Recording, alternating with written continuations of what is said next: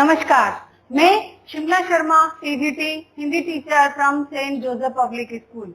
आज का हमारा विषय है विशेषण एडजेक्टिव। पिछले वीडियो में मैंने आपको विशेषण की परिभाषा और उसके भेदों की जानकारी दी। उसी से संबंधित आज हम कुछ महत्वपूर्ण तथ्यों की ओर ध्यान देते हैं। दूसरी ओर मैं आज आपको विशेषण की अवस्थाओं के बारे में भी बताती हूँ। ठीक है, कुछ महत्वपूर्ण तथ्य। पहला, सार्वनामिक विशेषण और सर्वनाम में अंतर। जैसा कि इसके नाम से ही पता चल रहा है, सार्वनामिक और सर्वनाम दोनों में क्या डिफरेंस है।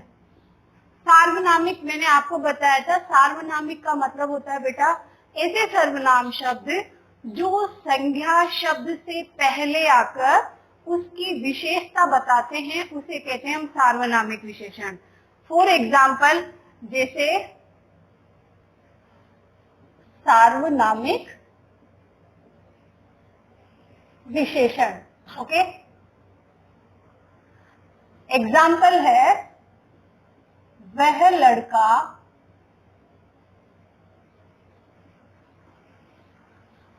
घूमने गया। वह लड़का घूमने गया। ओके, वह सर्वनाम शब्द और लड़का संज्ञा शब्द, तो इसे हम कहेंगे सार्वनामिक विशेषण। सेकंड है सर्वनाम। सर्वनाम किसे कहते हैं? संज्ञा के स्थान पर प्रयोग किए जाने वाले शब्दों को हम सर्वनाम कहते हैं। इसका एग्जाम्पल देखो, वह घूमने गया। ठीक है, सर्वनाम। वह घूमने गया, वह क्या है? सर्वनाम शब्द। और घूमना क्या है बेटा? क्रिया। के बाद कोई संज्ञा शब्द का प्रयोग नहीं किया गया है। हम इसको ऐसे भी लिख सकते हैं कि राम घूमने गया। राम घूमने गया। तो हम सर्वनाम किसे कहते हैं कि संज्ञा की जगह, संज्ञा के स्थान पर आने वाले शब्दों को हम सर्वनाम कहते हैं। और सार्वनामिक विशेषण हम किसे कहेंगे कि संज्ञा से पूर्व, संज्ञा शब्द से पहले जुड़ करके उसकी विशेषता बताने वाले शब्दों को हम सार्वनामिक विशेषण कहते हैं। क्लियर? नेक्स्ट है संख्यावाचक विशेषण और परिमाणवाचक विशेषण में अंतर। ये मैंने आपको पिछले वीडियो में भी समझाया था, एक बार रिपीट करते हैं। संख्यावाचक विशेषण और परिमाणवाचक विशेषण, क्या डिफरेंस है दोनों में? कि संज्ञा या सर्वनाम की निश्चित अनिश्चित, संज्ञा या सर्वनाम की निश्चित या अनिश्चित संख्या का बोध कराने वाले शब्दों को तो क्या, कौन से विशेषण कहेंगे हम? संख्यावाचक विशेषण। और संज्ञा या सर्वनाम की निश्चित या अनिश्चित माप तोल की जानकारी देने वाले शब्दों को कहेंगे हम परिमाणवाचक विशेषण। फॉर एग्जाम्पल, मेरी कक्षा में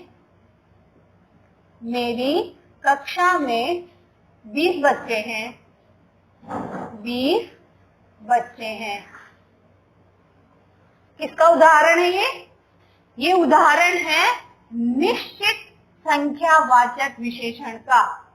निश्चित संख्यावाचक विशेषण। मैंने बोला हमने संख्यावाचक विशेषण और परिमाणवाचक विशेषण के दो भेद पढ़े थे। निश्चित संख्यावाचक विशेषण, अनिश्चित संख्यावाचक विशेषण, निश्चित परिमाणवाचक विशेषण और अनिश्चित परिमाणवाचक विशेषण। समझ में आया बेटा? तो इस आधार पर अगर मैं ये एग्जाम्पल आपसे पूछ रही हूँ कि मेरी कक्षा में 20 बच्चे हैं, तो ये किस में जाएगा? ये जाएगा संख्यावाचक विशेषण और निश्चित संख्यावाचक विशेषण के अंतर्गत ये जाता है। इसके अलावा यदि मैं आपसे कहूँ कि मेरा कुछ सामान घर पर छूट गया, मेरा कुछ सामान घर पर छूट गया, कुछ, ठीक है, अगर मैं इस तरह से यूज करती हूँ इसे, तो ये जाएगा बेटा अनिश्चित संख्यावाचक विशेषण के अंतर्गत। ठीक है, अनिश्चित संख्यावाचक के अंतर्गत जाएगा। जैसे अगर मैंने बोला कि मेरा कुछ सामान घर पर रह गया, नेक्स्ट आते हैं परिमाणवाचक विशेषण में। इसके भी अगेन दो भेद है, मैंने पहले आपको बता दिए। तो माप तोल का निश्चित और अनिश्चित माप तोल की जिन शब्दों से हमें जानकारी मिलेगी उसे कहेंगे परिमाणवाचक। फॉर एग्जाम्पल देखो, पापा बाजार से 4 किलो एप्पल लाए, सेब लाए। पापा बाजार से 4 किलो सेब लाए, ठीक है, ओके। अब यहाँ पे हमें किस चीज का पता चल रहा है बेटा? क्वांटिटी। और परिमाणवाचक विशेषण हमें क्या बताता है? माप, तोल, मात्रा, ज्ञान, उसका ज्ञान देता है, वो होता है परिमाणवाचक। तो यहाँ हमें क्या पता चल रहा है? उसकी क्वांटिटी, उसके तोल का पता चल रहा है। तो ये जाएगा बेटा निश्चित परिमाणवाचक विशेषण के अंतर्गत। अब देखो, जैसे नेक्स्ट एग्जाम्पल है, मेले का रास्ता कई किलोमीटर लंबा है। कई किलोमीटर, ठीक है। तो ये जाएगा अनिश्चित परिमाणवाचक के अंतर्गत। क्लियर? सार्वनामिक और सर्वनाम में अंतर आपको समझ आ गया। संख्यावाचक विशेषण और परिमाणवाचक विशेषण के क्या डिफरेंस होते हैं मैंने आपको समझाया। नेक्स्ट है अब अपना विशेषण की अवस्था। विशेषण की अवस्था कैसे होती है, किस आधार पर होती है? तो विशेषण की अवस्था की पहचान हम तुलना के आधार पर करते हैं, कंपैरिजन करते हैं, ठीक है।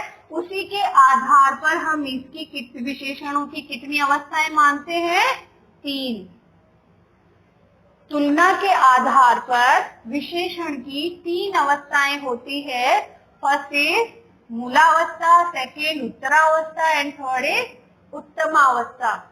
जैसे आप इंग्लिश में कैटेगरीज पढ़ते हो, डिग्रीज पढ़ते हो ना, सेम थिंग यहाँ पर वही है। जैसे आप इंग्लिश में डिग्रीज पढ़ते हो वैसे ही हिंदी में ये 3 अवस्थाएं होती है, मूलावस्था, उत्तरावस्था और उत्तमावस्था।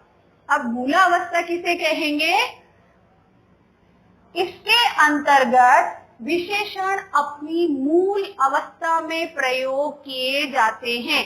जैसे सुंदर, रुचि सुंदर है, तो इसमें की मूलावस्था क्या है? सुंदर।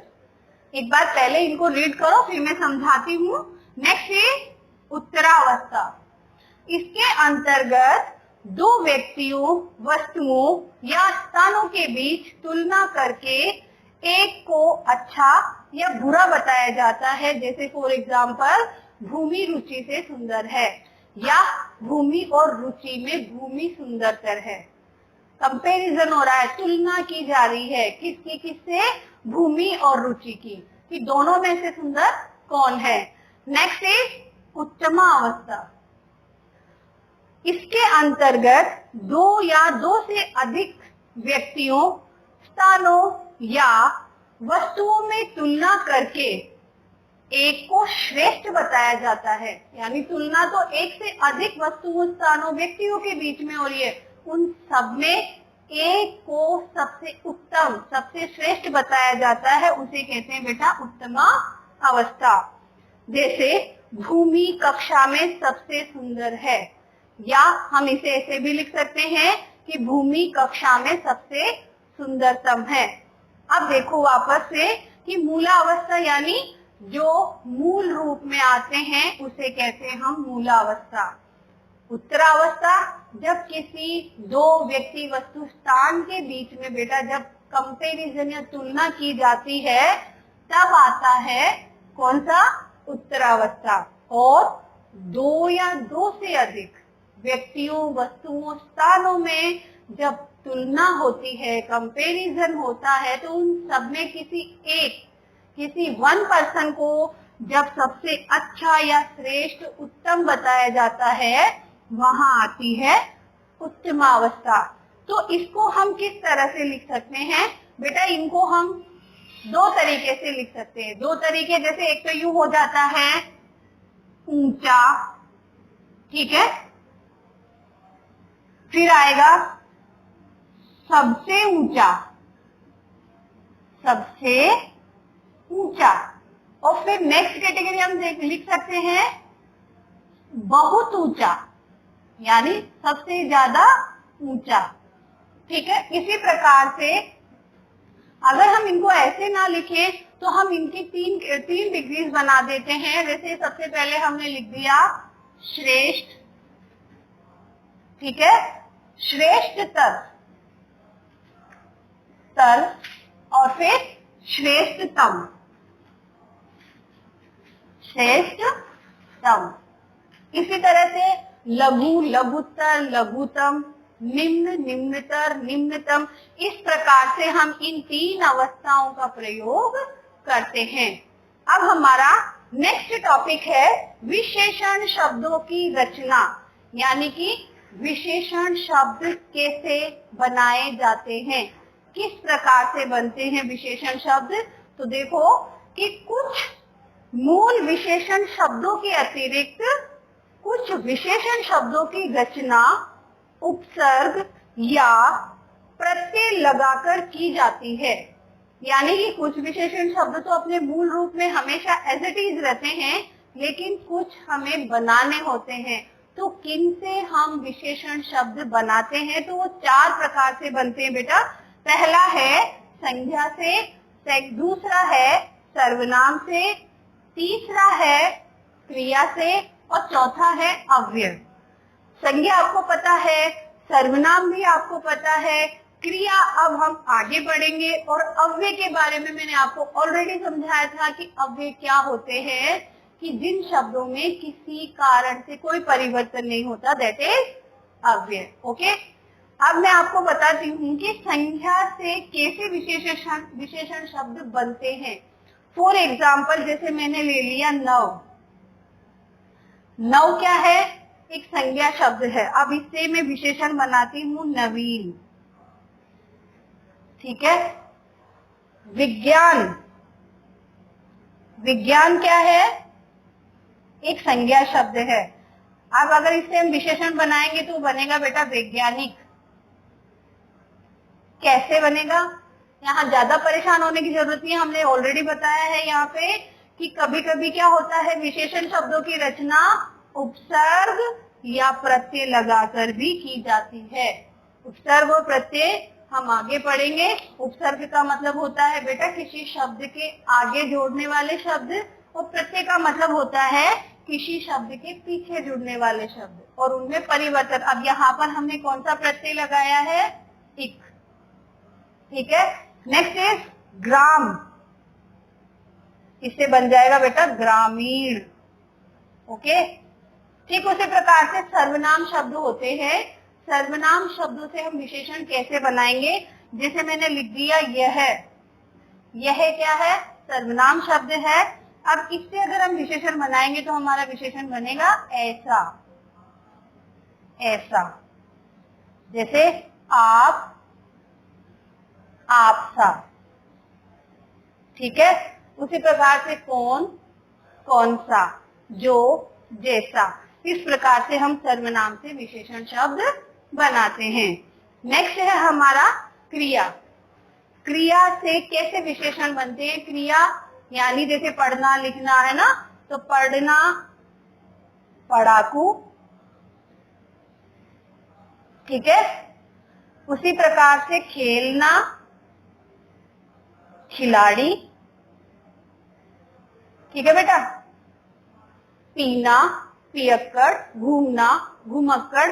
इस तरह से क्रिया से बनते हैं। और अव्यय बाहर बाहरी, नीचे निचला, इस तरह से हम इनका ऊपर ऊपरी, ये बनते हैं अव्यय से विशेषण शब्द। तो आई थिंक तो आपको समझ आ गया होगा कि आज जो हमने पढ़ा है विशेषण की मूलावस्था, उत्तरावस्था, उत्तमावस्था के बारे में, प्लस इसके साथ ही साथ हमने देखा कि विशेषण शब्दों की रचना किस प्रकार से की जाती है।